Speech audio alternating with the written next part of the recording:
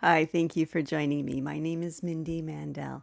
This video is part of a series of videos on Proclus's Elements of Theology, and today I'll be talking about propositions 21 through 24. And throughout this series of videos, I am using the E.R. Dodds translation. For those of you who do not have a copy of this text, there is a link in the description box for a PDF version. Now, I am going to be talking as though you're already familiar with propositions 1 through 20. So for those of you who are not or would like a refresher, I'm going to give you a link above for a playlist. But I do want to give you a quick review, at least of where we ended off last time. So with proposition 20, we had this basic layout of the realms of reality and the one that is the cause and first principle of all of these realms. So we saw that beyond all bodies is the soul's essence. Beyond all souls is the intellective principle. And beyond all intellective substances was the one. Okay, so this was the basic structure that we are left with by the end of proposition 20. What Proclus is going to do in today's propositions is talk about the structure, the order within each of these realms. So let's take a look at how he does that. First, I'm going to talk about it a little bit in this format, and then we'll take a look at the text. So first, proposition 20 states that every order has its beginning in a monad, and it proceeds to a manifold that is coordinate therewith. And the manifold in any order may be carried back to a single monad. So to represent an order, I'm going to use a triangle.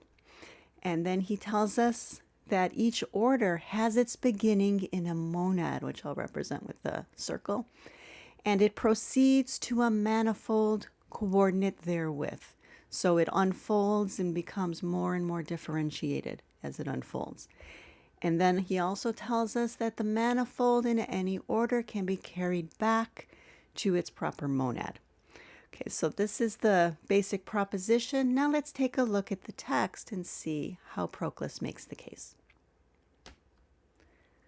Okay, now we're looking at the text here, and he tells us that the monad has the relative status of an originative principle.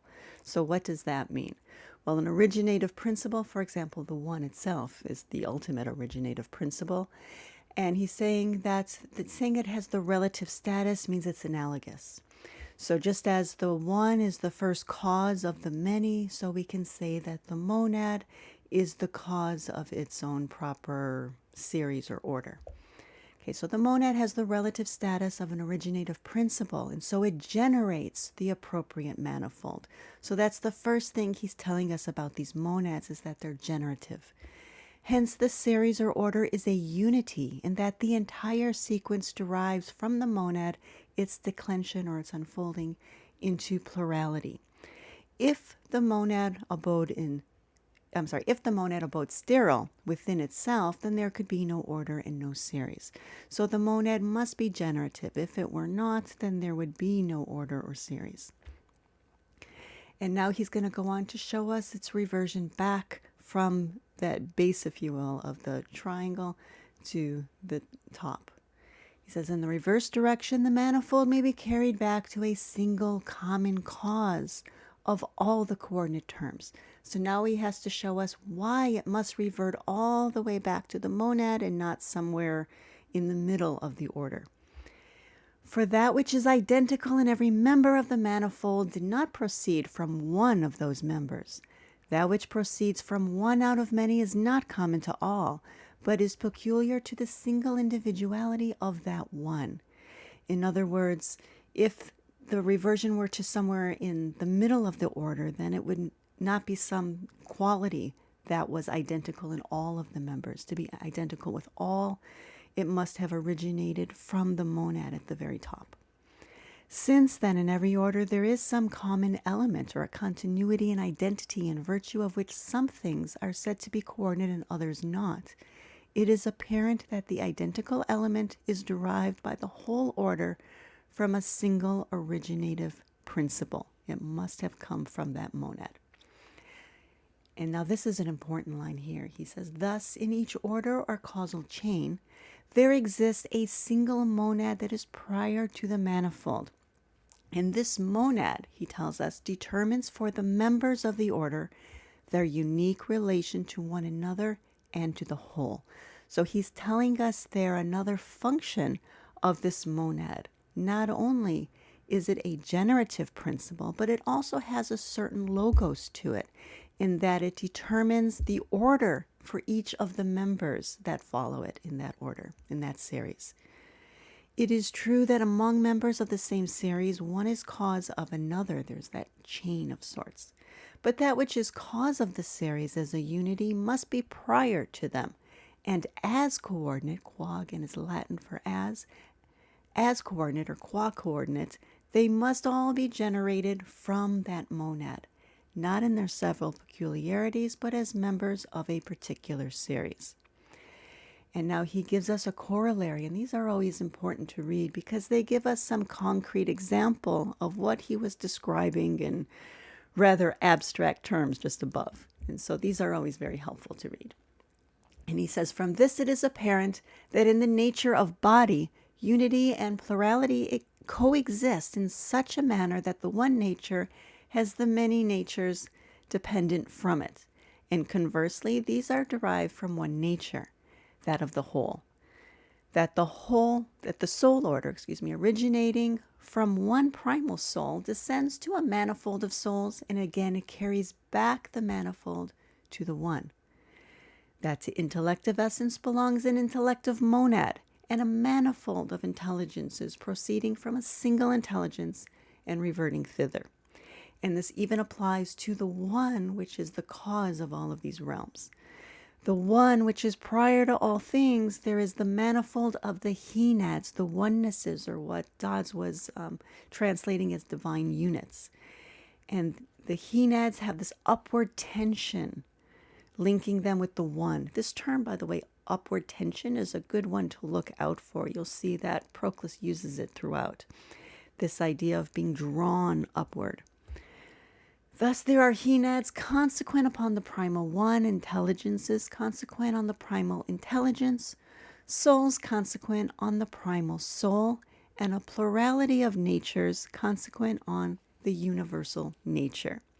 And so in this corollary, we can be very clear now that he is indeed talking about the order within each of those realms that were introduced in Proposition 20.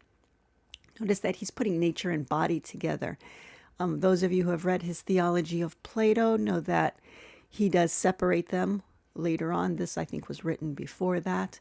We're not going to be sticklers on that, but he's putting them together here, and they may be separate realms. But all right, so when we put all of this together, we can see that each of these realms has its own proper monad, and then it has its own proper organization that follows from that. And the monad is generative of that order, and it also has a certain logos to determine the organization of each of its members within the series. Okay, so this is where we are when we put together propositions 20 and 21. Okay, now in Proposition 22, what Proclus wants to make clear is that there must be a monad at the top, and it can't be two or more. He says all that exists primitively and originally in each order is one, and not two or more than two, but unique. Now we're going to see here that, again, there is another corollary. And when something is rather abstract, if it's difficult to understand, one trick that you might want to use is to jump down to the corollary first. Read the example, and then you have something that you can use, something concrete that you can apply to the more abstract explanation. And I'm going to do that with 22 here. He says, it's apparent that primal being is one only. So that monad being is one only. There are not two or more primal types of being. Primal intelligence is one only. There are not two primal intelligences. That of primal soul is one. And so with each of the forms, this also applies to things like primal beauty, primal equal in their proper orders, and all the rest in like manner. We can also apply this same idea to the primal form of animal. It must be one, and also of human. The same proof applies to all. Okay, so with that concrete in mind, let's go back and see what he says about Proposition 22. So again, all that exists primitively and originally in each order is one, and not two or more than two, but it must be unique. For if possible, let it be two. There will be the same impossibility if it be more than two. Okay, so he's going to give us this basic proof, but of course the same thing would apply if you had 3 or 4 or 5. It would just be more complicated. So to keep it simple, he's sticking with 2. So either then each of these 2 is primitively what it is called, or it's the combination of both that is so. So for example, he used being. So there can't be 2 kinds of primal being. If we were to call them being 1 and being A and B, then it would either be both of them, or each of them is primitively what it's called. They're each different kinds of being, or some sort of combination. And then it would be what is actually beyond them both, that when you combine them, what is that combination? That would be the primal, and so then it's back to being 1. So if the combination is what it is, then the primitive will be 1 again. It's that combination and not 2. Now, if it's severally, then we have a few possibilities. Either one is derived from the other, A is derived from B, or vice versa. And so then one of them would be primitive, the one that is the one that is higher, or else that they're on the same level. So if one is above the other, then obviously the higher one would be the one that's truly primitive. But what if they're both on the same level? If they're on the same level, then neither can now be primitive. For if either were primitive yet distinct from the other, why should it belong to the same order as the other? For the primitive is that which is nothing else than what it is called. But each of these 2 being distinct from its fellow, it both is and at the same time is not what it's called. If then they differ, but not in respect of their primitive quality, for they both must have the same common quality as a primary effect if they're in the same order. So then the primitive existent will not be the pair, but that by participation of which both are described as existing primitively. So in other words, if they both had being, but they differed in some other way, then whatever it is that they both participate in would be above them both and would be the actual monad of that order. And so again, he's saying there's only one primal being, only one primal intelligence, only one primal soul, and also the same proof would apply to the forms, only one primal beautiful, primal equal, and so on. One primal form of animal, one primal form of human. Okay, the same proof applies to all. Now, of the ones that we're covering today, I think Proposition 23 is the most difficult, the most confusing. Now he's introducing the idea of the unparticipated, and this can be very confusing for many people. So unparticipated is another way of saying that it is transcendent or it is exempt. Okay, so these are other terms that you'll sometimes hear. He says, all that is unparticipated produces out of itself the participated, and all participated substances are linked by upward tension. There's that phrase again. They're linked by upward tension to existences that are not participated. So here we see he's going to talk about the unparticipated versus the participated. So we'll take it step by step. Let's see how he does this. On the one hand, the unparticipated, which has the relative status of a monad, again, it's analogous to a monad, as being its own and it's not another's, and it's transcending the participants. It generates terms that are capable of being participated. And so we see that whatever this unparticipated is, it also has kind of like the function of a monad in that it has its own proper order, and also it has a generative quality. Either it must remain fixed in sterility and isolation, and so would lack a place of honor, or else it will give something of itself, whereof the receiver becomes a participant, while the given attains substantial existence as a participated term. Okay, so we have a very confusing either or there, and I think we need to look at both halves of that. So first, this idea that if it were sterile, it would lack a place of honor. And I want to remind you of Proposition 7, where this idea was first introduced. Proposition 7, as a reminder, was that every productive cause is superior to that which it produces. And then to make his case, he first showed why they cannot be equal. If A produces B, if A and B were equal, then what would follow? And now he says that if the product has itself the power to produce a further principle, then some things would follow. But if it were altogether sterile, then other things would follow. Now he was saying that if we're imagining the cause and the effect are both equal, they cannot. Then the effect could not be sterile. And he says that if it were supposed sterile, it is thereby proved inferior to its producer. The impotent is not equal to the fecund, in which is the power of creation. And so there he already introduced the idea that if it were sterile, it would lack a place of honor. Okay, so this unparticipated monad that we're looking at now, it cannot be sterile. So then we look at the other half of that sentence, and here I'll pull it out for you. It will give something of itself, whereof the receiver becomes a participant, while the given attains substantial existence as a participated term. Okay, let's take this in pieces. So first we have what we're calling the unparticipated. And this is, of course, the focus of Proposition 23. So he told us that this is what he's talking about. So that's the it. The it is the unparticipated. The unparticipated will give something of itself. And when it gives something of itself, whatever that, the receiver of that becomes a participant. Okay, so we have that much. But now the last part of the sentence, actually, I guess we're at the third part now. So the last part of the sentence is really confusing. The given, whatever it is, so the unparticipated is the giver, but what is given, that is where you have the overlap here. And this actually gains existence and becomes the participated term. And so we're introducing now a new term. So the unparticipated gives something that the participant receives.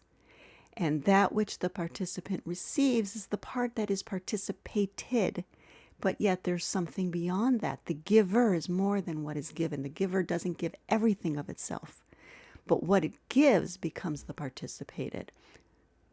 What is beyond that is the unparticipated. Okay, so with that in mind now, let's take a look at how he wraps this up.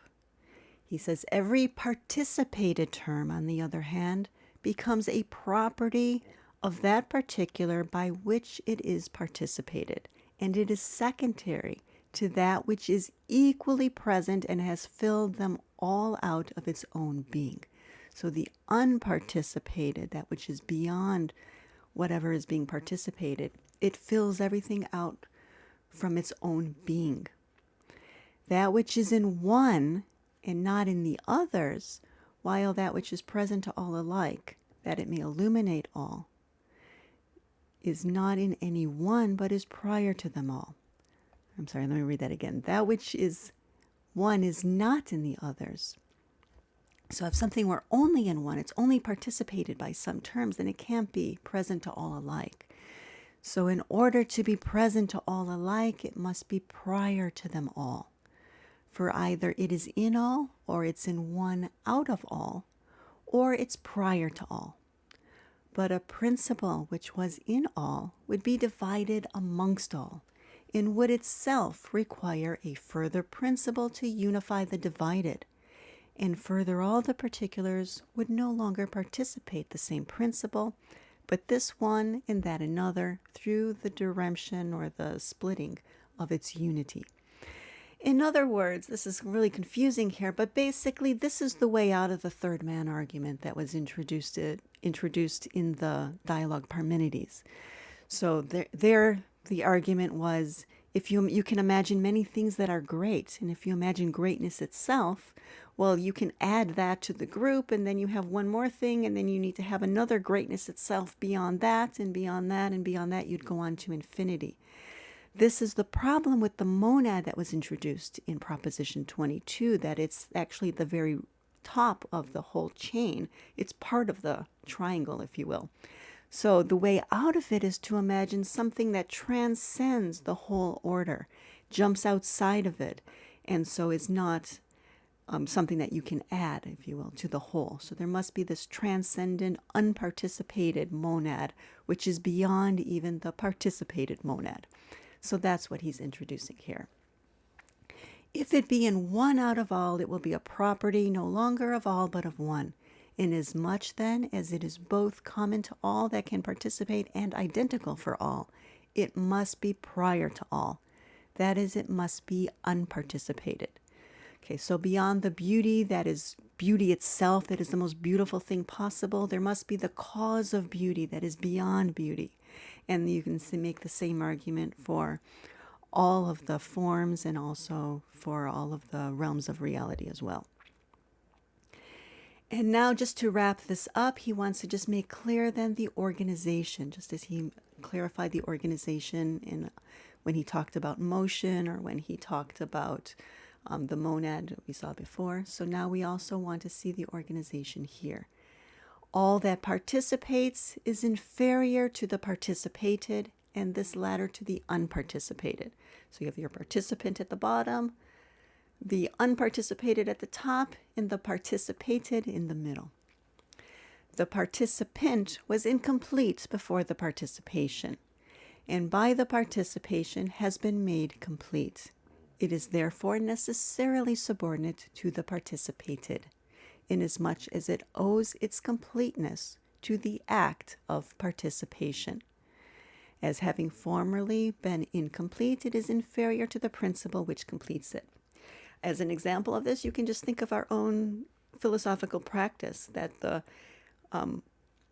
if you were to cut yourself off from the whole of which we are a part of, then you feel isolated, you feel incomplete, and many people suffering in this way in our society today, feeling cut off and incomplete. But we know that when we contemplate that whole of which we are a part of, we feel more complete. Again, the participated, being the property of one particular and not of all, has a lower mode of substance assigned to it than that which belongs to all and not to one. For the latter is more nearly akin to the cause of all things, the former less nearly. And then finally, the unparticipated, then. It precedes the participated. And these the participants, so that's our organization. For to express it shortly, the first is a unity that is prior to the many. The first being the highest, the unparticipated, is a unity that is prior to the many. The participated is within the many, and it is one yet not one.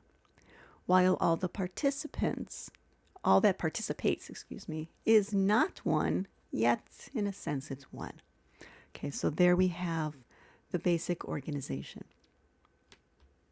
Okay, so just to wrap everything up that we have seen so far, so by the end of Proposition 24, we see that there are these monads over each order that generate their own proper order and give the members of their order their own proper place in the order or series.